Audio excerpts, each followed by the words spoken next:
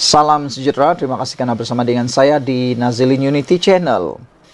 Hari ini kita digemparkan lagi dengan satu pendedahan daripada Kerajaan Madani. Apabila menyebut Kerajaan Madani tetap beri wang esyan kepada Kelantan dan Terengganu. Jadi kalau selama ini ada cakap-cakap yang mengatakan bahawa kerajaan meminggirkan Terengganu dan Kelantan kerana pimpinan PAS, itu semua adalah fitnah dan bohong semata-mata. Itu hanya mainan politik yang tidak berkesudahan, sengaja mengapi-apikan dan sengaja untuk menimbulkan rasa kebencian terhadap Kerajaan Madani. Menurut laporan ini di Harapan Daily, meskipun pemberian wang esyan kepada kerajaan negeri tidak termaktub dalam undang-undang, Kerajaan Madani tetap melunaskan tanggungjawabnya. Kerajaan telah pada minggu lalu menyalurkan wang ehsan berjumlah 172.3 juta kepada Kerajaan Terengganu dan 58.6 juta kepada Kerajaan Negeri Kelantan bagi membiayai komitmen emolumen Kerajaan Negeri di samping bayaran RM103.1 juta untuk obligasi Kerajaan Terengganu kepada kontraktornya, kata Kementerian Kewangan dalam satu kenyataan. Baki wang ehsan akan tetap digunakan untuk kedua kerajaan negeri ini melalui projek Cakna Rakyat seperti program basmi kemiskinan dan infrastruktur demi kesejahteraan rakyat di negeri tersebut. Pada tahun lalu, jumlah wang ehsan petroleum yang diberikan kepada Terengganu ialah sebanyak RM786 juta dan 200 juta ringgit kepada Kelantan. Saudara-saudara sekalian, dengan pendedahan dan juga berita ini, maka dengan ini bolehlah ditangkis segala dakwaan daripada pihak pembangkang maupun daripada walaun, daripada penyokong-penyokong pembangkang yang menyatakan kejamnya kononnya kejamnya kerajaan di Putrajaya, kejamnya Anwar Ibrahim kerana tidak memberi bantuan kepada Kelantan dan Terengganu. Semua itu adalah bohong. Kerana ini buktinya, walaupun pemberian wang ehsan kepada kerajaan negeri tidak termaktub dalam undang-undang, tetapi Kerajaan Madani tetap melunaskan tanggungjawabnya. Lihat saja, pada minggu lalu saja Kerajaan Madani telah pun menyalurkan satu jumlah uang yang bukan sedikit. Uang ini cukup banyak. Kalau ia digunakan dengan betul, baik-baik, maka saya yakin ianya akan dapat menghasilkan sesuatu. Lihat saja pada minggu lalu sebanyak 172.3 juta ringgit wang ehsan telah pun disalurkan kepada Kerajaan Terengganu dan Kelantan pula dapat sebanyak 58.6 juta ringgit. Jadi di mana yang tidak ada perhatiannya Kerajaan Madani ini kepada dua kerajaan pembangkang ini? Selain daripada itu, uang-uang ini telah diberikan bagi membiayai komitmen emolumen kerajaan negeri di samping bayaran sebanyak 103.1 juta untuk obligasi Kerajaan Terengganu kepada kontraktornya.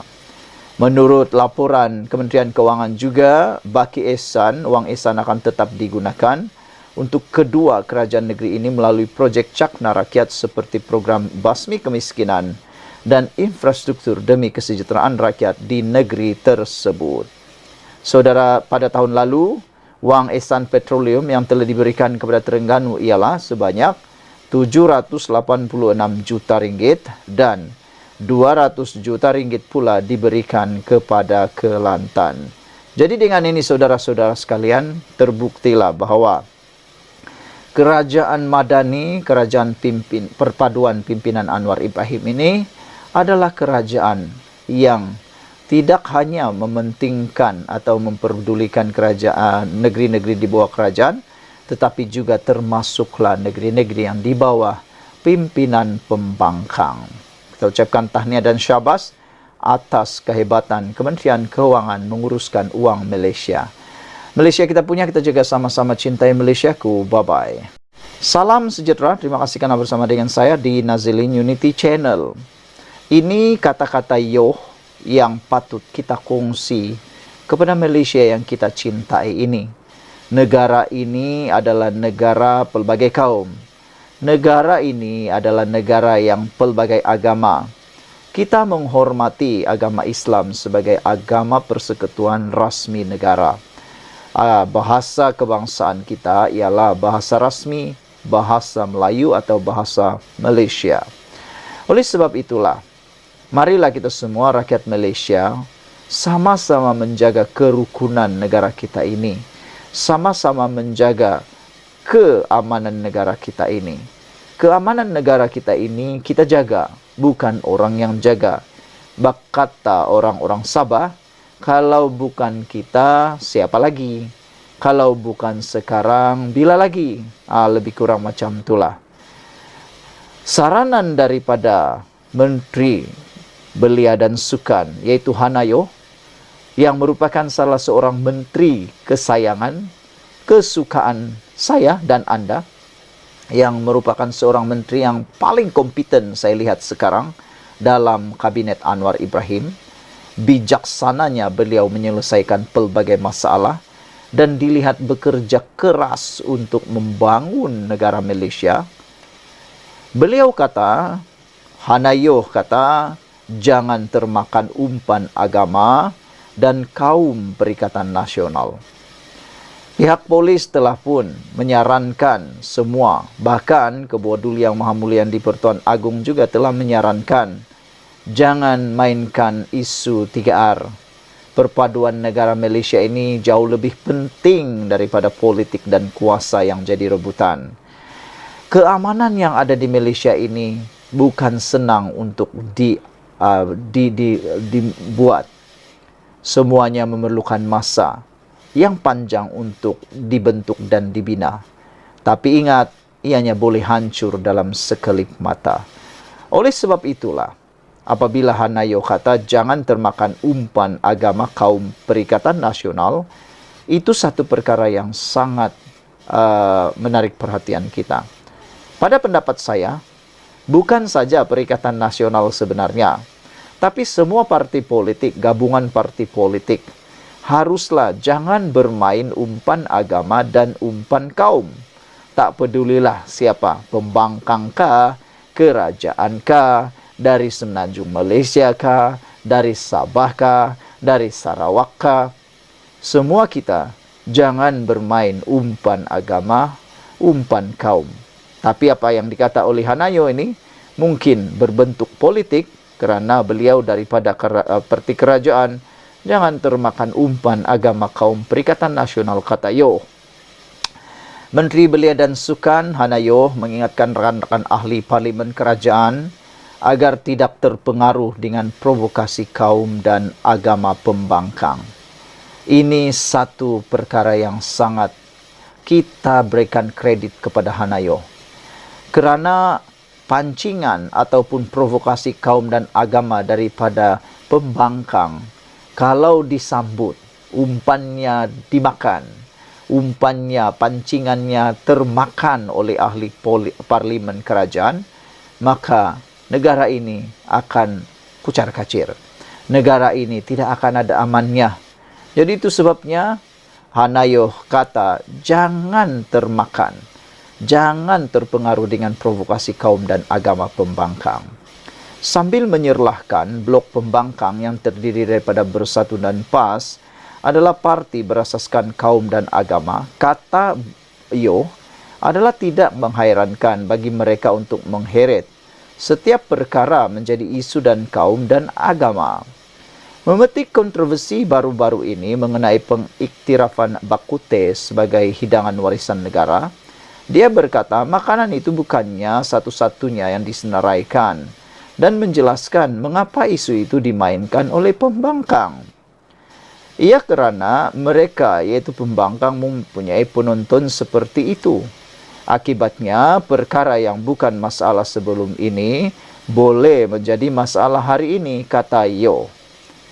Jadi apa yang kita pahami ialah pihak pembangkang memang sengaja menggunakan isu itu kerana penontonnya juga suka menonton isu seperti itu. Itu yang dikatakan oleh Hanayo. Kecaman yang kita dengar hampir sama dengan apa yang kita dengar pada tahun 2018 ketika Pakatan Harapan mula-mula mengambil alih Putrajaya. Ketika itu UMNO dan PAS berada dalam barisan pembangkang. Kamu perlu memahami sifat pembangkang. Dan bagi kami, jangan termakan umpan yang mereka cuba pancing kami. Kata Yo semasa wawancara eksklusif dengan Malaysia Kini di kementeriannya pada Khamis 4 April lalu. Jadi, sangat bijaksana jawaban Hanayo ini. Apabila dia kata, kamu perlu memahami sifat pembangkang. Dan bagi kami, jangan termakan umpan yang mereka cuba pancing kami itu, kata Hanayo. Jadi ini satu peringatanlah kepada semua pihak kerajaan maupun pembangkang. Kalau ada orang yang cuba memancing berkait dengan isu-isu 3R, janganlah makan umpan pula. Biarkan sajalah dia bercakap-cakap sendirian, jangan dilayan. Karena kata Hanayo itu tidak perlulah terpancing. Karena memang sifatnya pembangkang, dia akan mencari isu, memancing kerajaan, kata Hanayo. Menurut Wakil Rakyat DAP itu, pembangkang memainkan sentimen perkauman dan agama semasa pemerintahan Pakatan Harapan, tidak seperti ketika gabungan berbilang kaum itu sendiri dalam pembangkang. Rakyat mengangkat ia adalah masa aman semasa PH menjadi pembangkang, kata Hanayo. Dalam perkembangan berasingan, Hanayo memberi jaminan bahawa pentadbiran yang diterajui Perdana Menteri Anwar Ibrahim sedang gigih berusaha untuk melakukan pembaharuan. Ia susulan bidasan daripada penyokong bahawa kadar reformasi adalah terlalu perlahan dan tiada peningkatan serta kemajuan yang ketara.